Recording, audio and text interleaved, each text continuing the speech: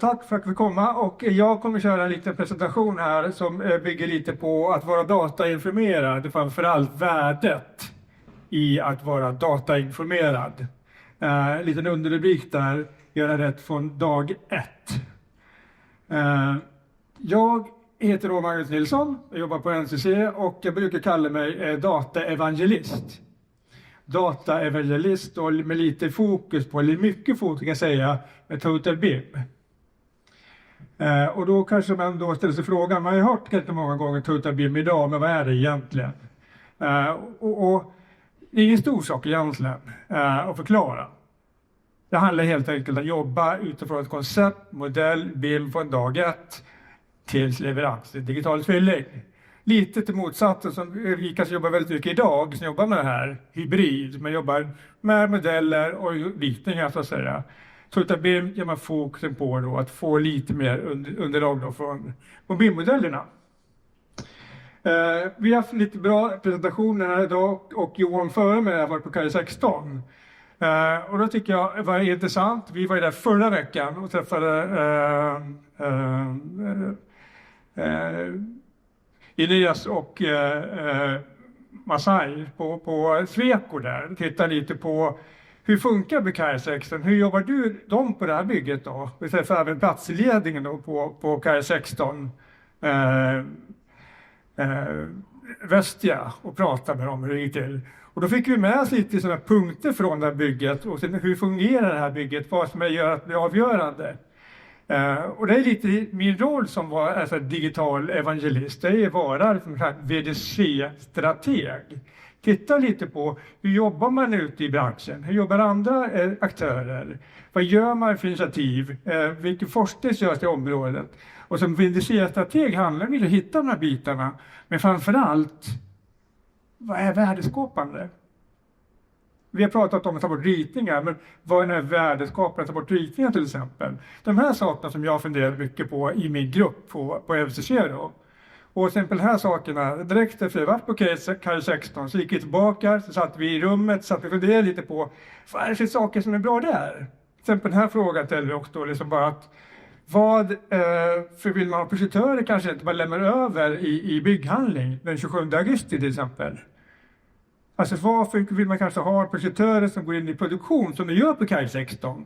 Och analysera lite, att jag frågar mina kollegor, vad tycker ni? Jag har ju fått svar på KAI 16 varför de vill göra så. Men jag frågar mina kollegor, varför tror ni att de vill göra det? Så får man lite svar som säger att det är bra att ha kontakt med projektörer. Det är bra liksom att kanske ha lite kontakt med produktion och projektörerna. Det är därför flödet. Så jag letar lite efter de svaren som KAI 16 ändå kommer fram till. Och då tänkte jag lite på stått faktiskt reflektera lite hur vi jobbar på det här. Vi jobbar strategiskt och tittar på vad vi vill göra. Titta lite på med Semelander frågade ett barn en gång i tiden, skatt som du kommer ihåg. Då frågade barnet, vad är något som alla barn helst vill ha? Sven visste ju svaret, men han fick fråga ganska många gånger innan han fick ju svaret barnet om han än fick ut det. Och samma sak är det här. I det här fallet vill jag ha ett svar som mina kollegor säger, ansvar. Ansvar. Man vill att projektören ska vara kvar för att de inte kan lämna ifrån sig ansvaret. De ska följa med hela resan till ett färdigt bygge. Ansvarsfrågan är väldigt viktig. Och alla de här sakerna vi hittar på här är ju någonting som är värdeskapande. Då försöker vi hitta det och samla det. Sen är det när det står det blir mer så här. Vi vet inte riktigt vad vi letar efter. Men man ser kanske det står i ansvar i alla fall någonstans. Så det är resan vi gör. Och lite av den resan kommer jag gå igenom idag. Med resterande minuterna. Men förklara lite på, det är ju inte enkelt det här. Men vad är det som gör att det kanske fungerar? Och vad ska vi göra? Så tillbaka lite till ämnet. Man måste vara ganska strukturerad med att jobba med att analysera vad är det som är värdeskapande och vad är det egentligen med att vara datainformerad. Då har jag utgått från en modell som egentligen några av er kanske känner till. Den är framtagen av Chalmersgruppen, eller med ledning av Mattias för Chalmers, men tillsammans med representanter från samhällssektorn. Den här tog fram redan 2016. Det är vad vi kallar en holistisk modell, eller en implementationsmodell för BIM kan man säga. Och den är så bra tycker jag. Och det är nästan man kan säga, gör man det här som man utifrån den här modellen, så man säger det för att man är kanske datainformerad.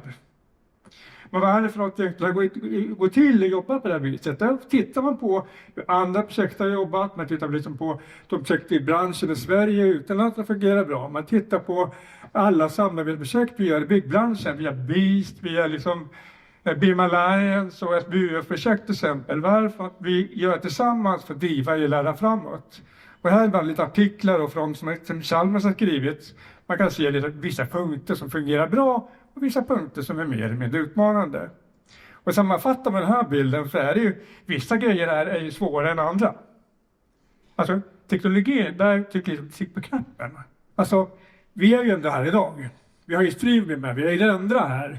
De hjälper oss oerhört mycket med just den sektorn i den här liksom, modellen. För det är väldigt utmanande, men vi har väldigt mycket hjälp där. Titta till exempel på strategier och innovationer. Det är min roll som VDC-strateg. Där sliter jag. Det är tufft. Vad är värdeskapande för NCC? Vad är värdeskapande för branschen och våra beställare? Och det tuffaste av alla, det är organisationen. Våra kollegor, hur jobbar vi med det här? Alltså all teknologi är lära. Det är ju människor vi pratar om. Vi måste få med oss allihopa. Vi hörde ju plastledningen att prata ju. Det är människorna vi måste få med på resan för att lyckas med det här. Och då först kan det bli lite värdeskapande. Jag kommer gå igenom lite grann, vissa med punkterna. Man kan kanske säga 40 punkter man kan få för den här liksom, implementationsmodellen. Och det kan vara mappa den mot er företagskultur. Liksom. Hur väl når vi den här delen? Vad har vi kvar att göra? Liksom göra ett strategiskt och väldigt noggrant sätt att förflytta sig. Från hybrid till total BIM. Lite exempel. Vi pratar lite olika saker här, liksom en målbaserad BIM. Och det är lite förutsättning till exempel för TriBIM. Att vi har liksom en automatiskt uppdaterad BIM-modell. Och det är lite mer utmaning kanske för alla företag. Hur gör det? Alltså det är någonting i er organisation som jag hanterar och vi på NCC hanterar. Men det är väldigt viktigt att den hela tiden är uppdaterad. Man vet att varje minut så är den senaste gällande bygghandling till exempel som är ute i produktion. Och sen också kommunikationen. Vi har hört flera gånger det pratat om att kommunicera via appen. För det är inte bara sätt att hitta handlingarna, det är också sätt att kommunicera. Och går vi in på kommunicera så är det så sagt mycket olika delar också. Vissa har jag pratat om checklistor, vissa har pratat titta på modellen. Vissa har pratat om att kommunicera mellan människorna, kommunicera mellan byggboden och ute på plattan. Att kommunicera mellan YA och de här delarna. Ger det sådana här alltså, värdeskapande att det blir liksom dokumenterat, det är lätt att spåra förändringar. De här sakerna då här. Sådana saker som vi ser värde på. Därför ser vi att det här är väldigt viktigt. Man kanske har ett verktyg, inte bara för att, utan det är värdeskapande. Det är lätt att spåra förändringar, det är lätt att hitta allting. Så att den delen är får göra här. Och tittar man också vidare på det som man jobbar med en BIM-modell. Så kräver det också att det är bra struktur på själva BIM-modellen. Det är lätt om man jobbar i hybrid att man fokuserar på en projekterad modell. Vi kan projektera i oändlighet och få en jättevacker modell. Så det är jättemycket information men som ingen använder.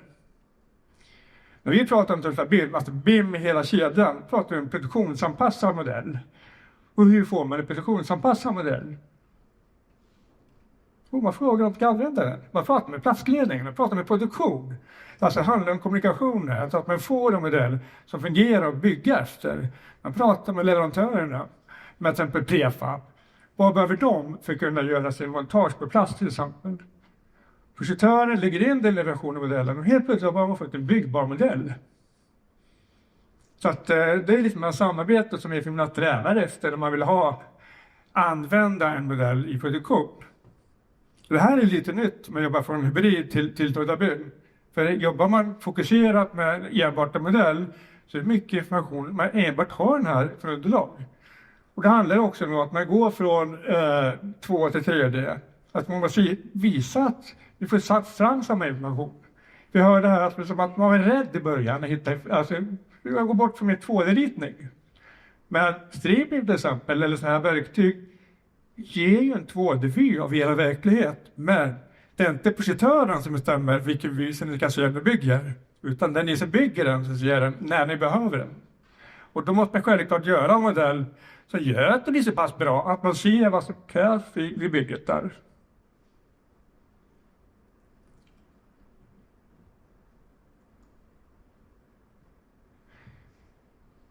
Går vi in på nästa steg här.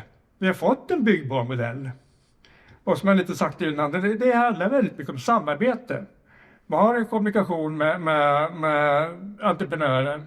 Man har en kommunikation med beställaren och en kommunikation med den som levererar allting. Men framförallt ett samarbete också med branschen i övrigt. Du ser lite bild på undersidan där. Så visar att det är väldigt mycket saker som sker runt omkring oss som vi kan ha väldigt stor nytta av. Som ger värde i affären. Sen är det också saker som man liksom gör in i vår egen organisation som vi måste göra. Här till exempel så är det som en bit med ICE.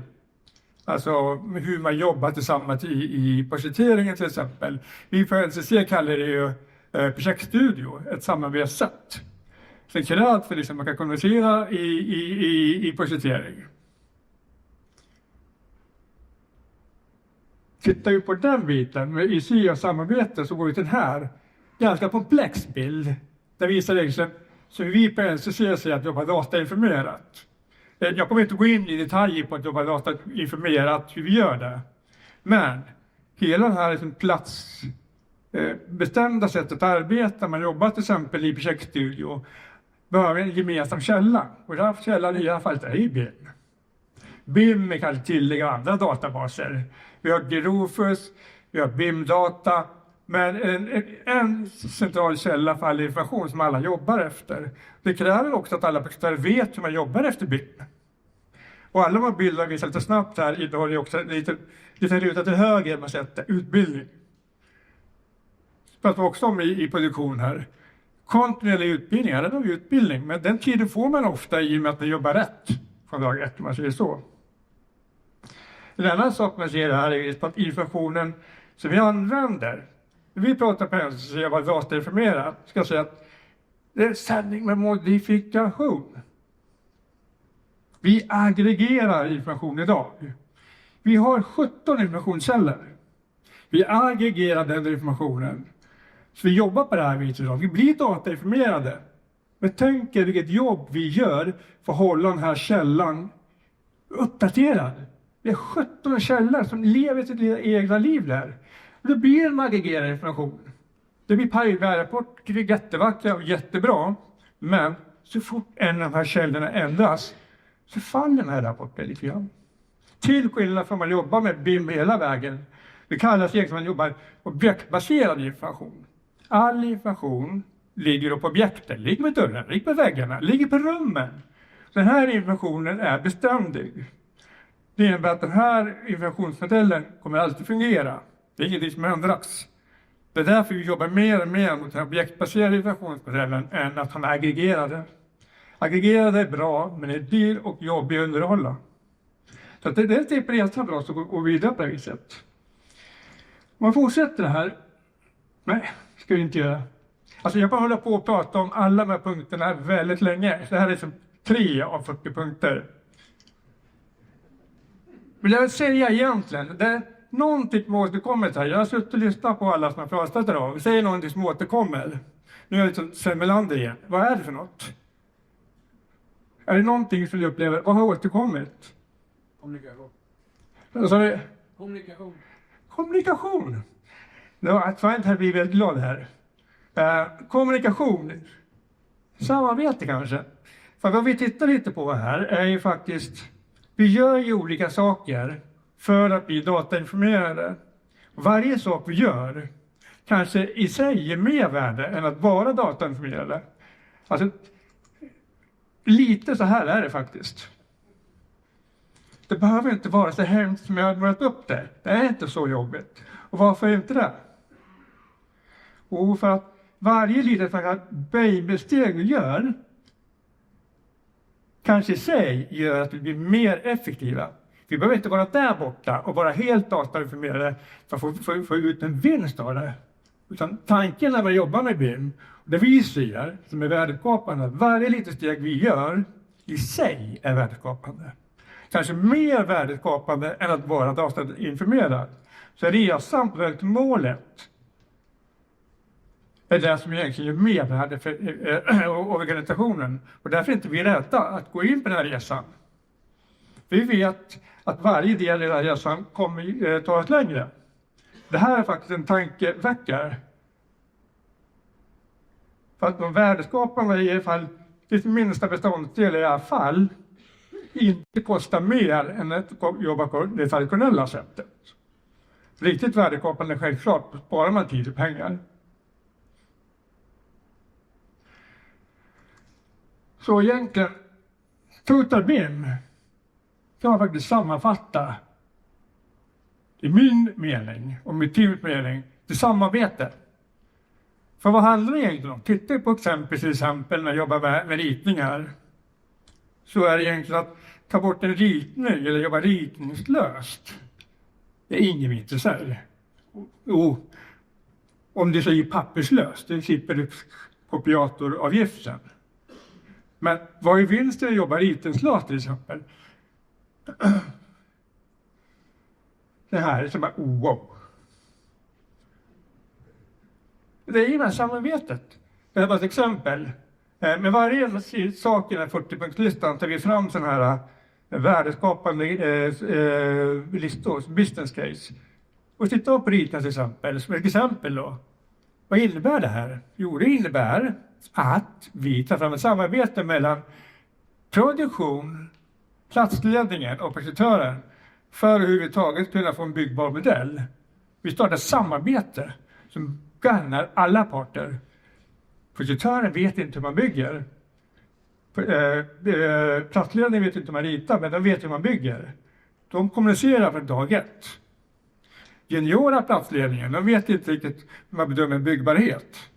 Det vet en seniora, men en juniora vet hur man använder BIM. Ett samarbete.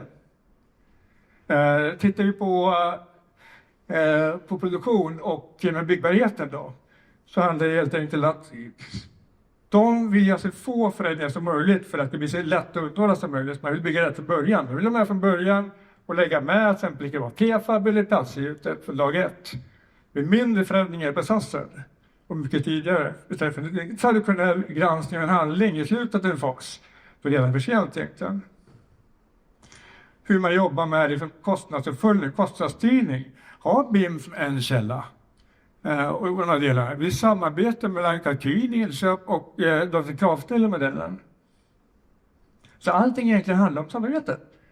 Och så enkelt tror jag att det är det här som gör att det blir värdeskapande och datainformerat. Jag har inte jättemycket mer att säga idag. Men jag nämnde det här lite för min fru också. Det är inte så komplicerat jag håller på med. För även när jag berättar med mina kollegor så brukar jag även berätta med min fru.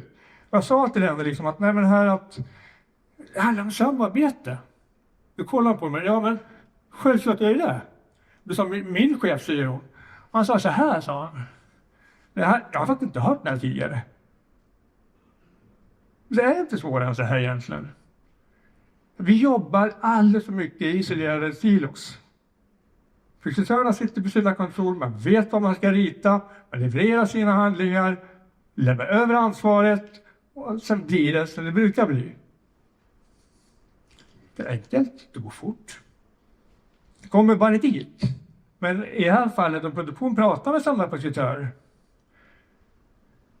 det kommer att gå hur långt som helst. Så. Lite budskapet vad vi håller på med och passa till lite i avsnittet. Tackar för mig.